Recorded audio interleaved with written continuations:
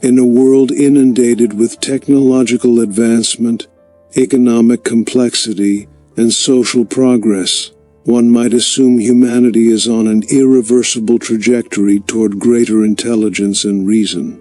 However, as Italian economic historian Carlo M. Cipolla famously argued in his essay The Basic Laws of Human Stupidity, the greatest threat to civilization is not malice, greed, or ignorance, but stupidity. According to Cipolla, stupid people are more dangerous than bandits, more pervasive than one might expect, and more damaging than most of us are willing to admit. This essay explores Cipolla's laws of human stupidity and applies them to contemporary social, political, and economic contexts, ultimately arguing that the unchecked spread of stupidity is contributing significantly to the erosion of rational discourse, civic responsibility, and societal cohesion. Cipolla's 5 Laws of Stupidity. Carlo Cipolla outlines 5 laws that reveal the nature and danger of stupidity. His first law states that always and inevitably everyone underestimates the number of stupid individuals in circulation. This premise suggests that stupidity is not only widespread but also grossly underestimated by most people. The ubiquity of stupidity cuts across class, education level, political affiliation, and cultural boundaries. The second law states, the probability that a certain person be stupid is independent of any other characteristic of that person.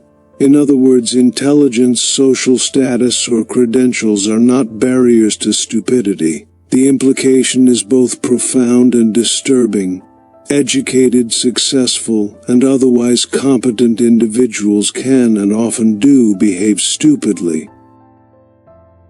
The third law, arguably the most central to his thesis, defines a stupid person as someone who causes losses to another person or to a group of people, while deriving no gain and even possibly incurring losses themselves. This type of behavior is irrational, unpredictable, and destructive, not just to others, but to society at large. Cipolla's 4th law states that non-stupid people always underestimate the damaging power of stupid individuals. This law emphasizes the complacency and ignorance of the supposedly wise, who consistently fail to anticipate or neutralize the impact of stupidity. Finally, the 5th law concludes, a stupid person is the most dangerous type of person. More dangerous than a bandit who seeks personal gain at your expense, the stupid person brings harm without purpose, reason, or benefit, making their actions harder to predict and harder to contain. The rise of the loud and proudly ignorant. Cipolla's framework is remarkably prescient in explaining trends in contemporary society. The digital age has given rise to a form of performative stupidity. Individuals not only espousing harmful, illogical ideas, but doing so with confidence and pride. Social media, once envisioned as a tool for democratizing information, has instead amplified voices that might have remained marginal. Anti-intellectualism, conspiracy theories, and tribal thinking are now emboldened by platforms that reward sensationalism over accuracy. This phenomenon can be viewed through Cipolla's 3rd law. The promotion of baseless theories, whether anti-vaccine rhetoric, climate change denial, or election fraud conspiracies, causes collective harm, often without any direct gain to the propagator. These individuals may genuinely believe they are acting in good faith or defending some noble cause, but their actions produce net losses for society and often for themselves. Stupidity and governance. The impact of stupidity is particularly acute in democratic societies, where governance depends on the informed participation of the citizenry.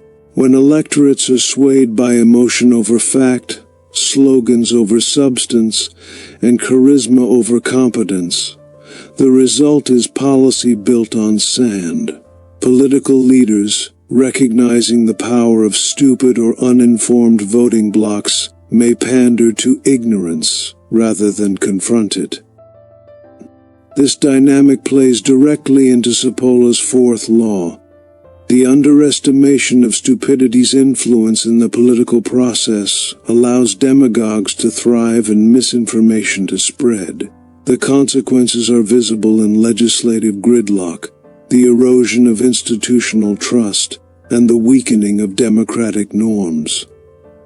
Furthermore, the populist wave seen in recent years reflects a systematic breakdown in rational discourse.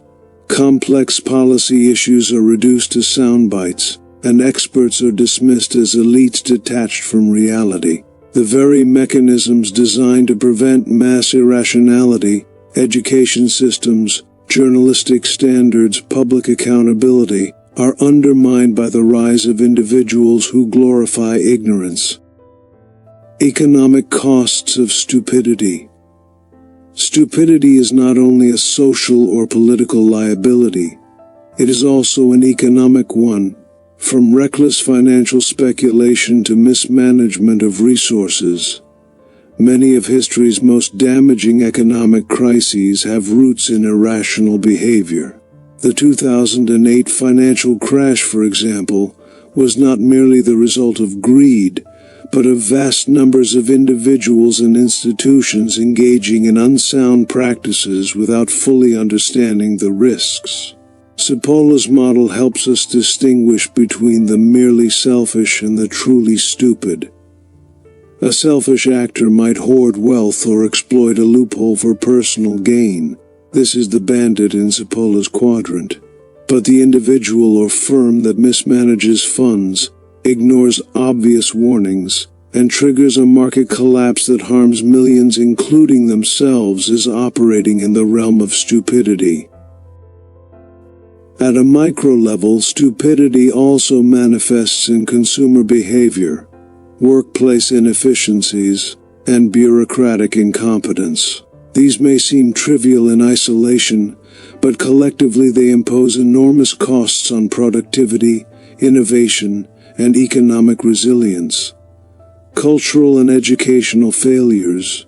If stupidity is such a pervasive threat, the question arises, why is it not more effectively mitigated?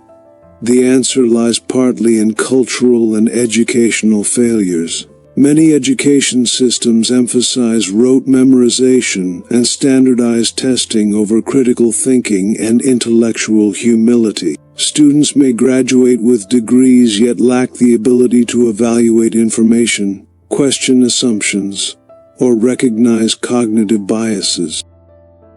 Culture plays a complicit role in celebrating fame over wisdom, appearance over substance, and certainty over curiosity. When being loud is mistaken for being right, and when disagreement is equated with disrespect, the conditions for mass stupidity are ripe.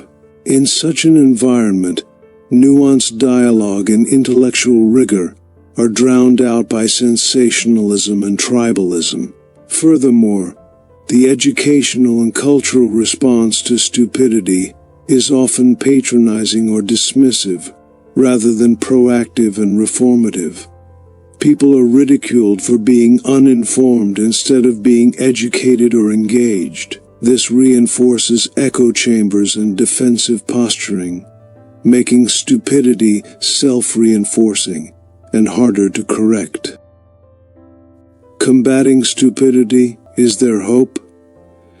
Despite its grim diagnosis, Cipolla's theory does not imply that all is lost.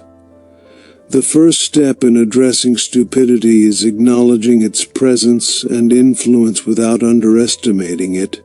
Public institutions, educators, and individuals must be more vigilant in resisting the spread of misinformation and promoting critical thinking. Combating stupidity also requires a shift in incentives. Media and tech companies must be held accountable for amplifying harmful content, and policies must be designed to reward truth, transparency, and rational behavior rather than outrage and polarization. On a societal level, promoting empathy, humility, and intellectual curiosity can go a long way. Recognizing that intelligence is not a fixed trait, and that everyone is capable of learning and change, is key. The goal is not to stigmatize individuals, but to dismantle systems that reward stupidity and punish wisdom. Conclusion. Carlo Cipolla's The Basic Laws of Human Stupidity offers a compelling lens through which to view the failures and fragilities of modern society. His insights help explain why irrational, harmful behavior not only persists, but thrives in a world that prizes intelligence. From the amplification of nonsense on social media to the erosion of informed democratic decision-making, the impact of stupidity is profound and far-reaching. Stupidity, as Cipolla defines it, is not just a matter of low IQ or lack of education. It is a destructive force that transcends logic and undermines progress. As such, addressing it is not merely a cultural or moral imperative, it is a matter of societal survival. Until we recognize and confront the deep and dangerous roots of stupidity, we will continue to build a world vulnerable to its most senseless impulses.